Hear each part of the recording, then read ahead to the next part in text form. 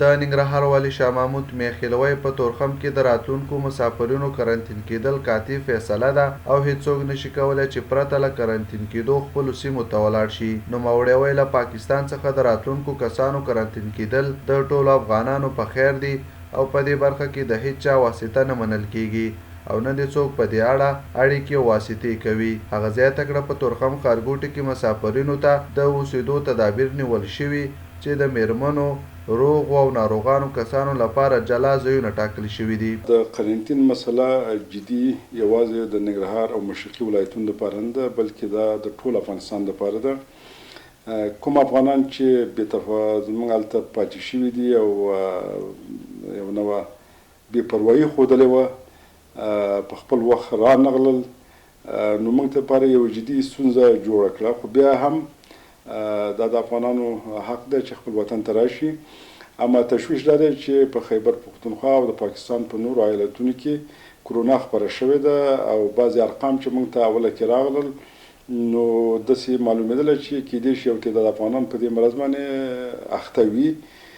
نو دې لپاره چې هم دیو سره موږ مرسته کړې وي هم د دیو د کورنیو سره او هم د ټولو افغانانو سره نو موږ د قرنټین لپاره ترتیبات ونیول.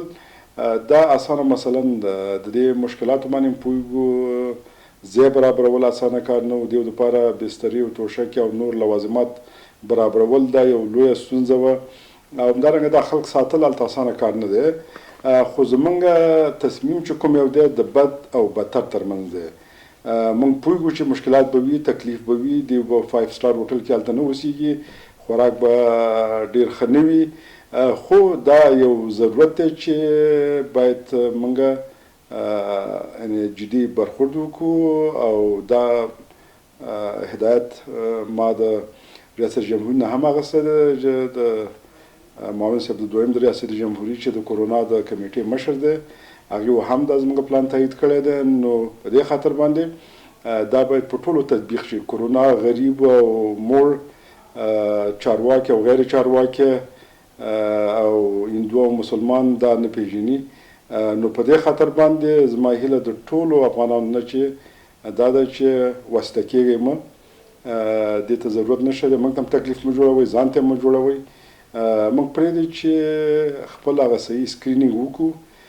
ډاکټران هلته ټیمونه موظف شوي دي هغې خپل تدابیر لري د ښځو دپاره جدا ځای د نارینهو دپاره جدا ځای څوک چې ډېر مریضان دي هغې دپاره جدا ځای په نظر کې نیول شوی دی. هغه ټول امکانات چې زموږ په لاس کې وو دا موږ برابر کړل او زه د ننګرهار د ولسونو نه په خاصه توګه مننه کوم چې په دې کمپین کې زموږ ملاتړ وکړه د ولایتي ادارې او په اخلاص سره یې همکاري وکړله.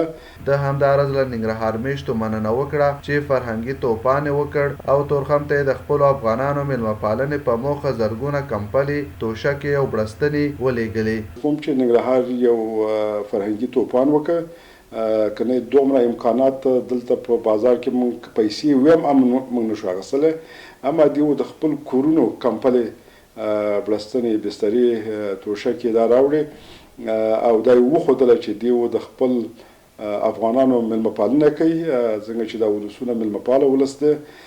نو دا په موږ باندې ټول باندې فرض ده. دغسې یو لوی مصیبت چې په یو وطن باندې راځي تاسې ګورئ چې پرمختللي هېوادونه دې سره مشکلات لري اما په داسې یو حالت کې یو عمومي حمایت د ولس مهم دی. یعنې زه ډېرې ښې نمونې په دې ورځو کې لرمه چې فرصت وو په هغې باندې به سره بحثونه کوو.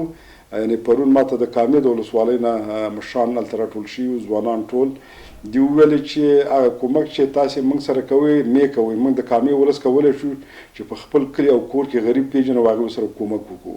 نو داسې وخت کې په هره ولسوالۍ کې چې څوک چا وسه کېږي د خپل ګاونډي سره باید کومک وکړي. دا شرط نه دی چې دا کومکونه یې ټول یو ځای ته راټول شي او ولایت ته دې راشي او ولایت بیا لیستونه جوړ کړي او دا په خلکو تقسیم کړي. بهترینه فرموله همدا ده چې په داسې وخت کې هغه چې ناچار دی بېګا ته ډوډۍ نه لري دا په موږ ټولو باندې فرض ده چې باید هغې سره کومک وکړو او مستقیم یې وکړو ځکه زموږ هدف د خلکو لاس نیونه ده. زموږ هدف دا نه دی چې څوک نوم وکړي نو یا بل کوم شخصي اهداف دپاره هلې ځلې وکړي. نو موږ هدف دا دی چې دغه مصیبت سره په شریکه باید مبارزه وکړو. ننګرهار والي همداراز په خپلو خبرو کې ویل چې کورونا فنډ سره تر دې دمه 14 میلیونه افغانۍ مرسته شوې او د مرستو ټولولو لړۍ دوام لري چې د منظم میکانیزم او شفافیت له مخې ناچاره خلکو ته وویشي. هغه وایي کورونا فنډ د خوراکي او غیر خوراکي توکو بانک هم لري او خلک کولی شي چې د خوراکي توکو مرستې هم وکړي.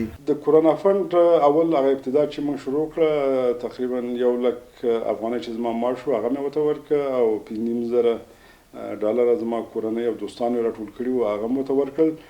همدا په خپله موږ دا فنډ چې پرانیست نو اوس نن سهار چې ما معلومات حاصلول تقریبا 14 میلیونه افغانۍ هغې ته جمع شوي دي یعنې اکاونټ کې همداسې په میلیونونو نورو افغانانو تعهد کړی دی. د دې نه علاوه موږ د ارتزاقي موادو بانک هم لرو څوک چې نغدې پیسې کومک نه کوي غوړي وریجې دا شیان هم کومک شوي دي.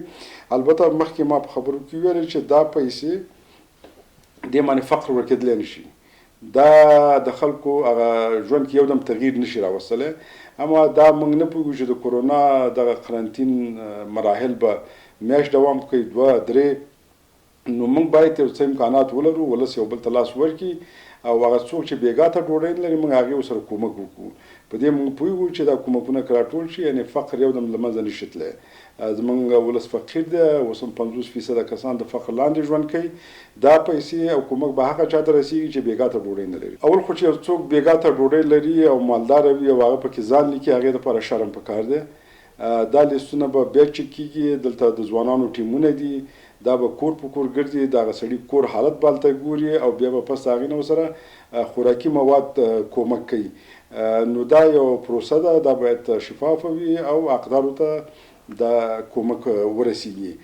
زما یو خپل ماته زنګ ووهه چې که موږ سره څه کومک کولی شي.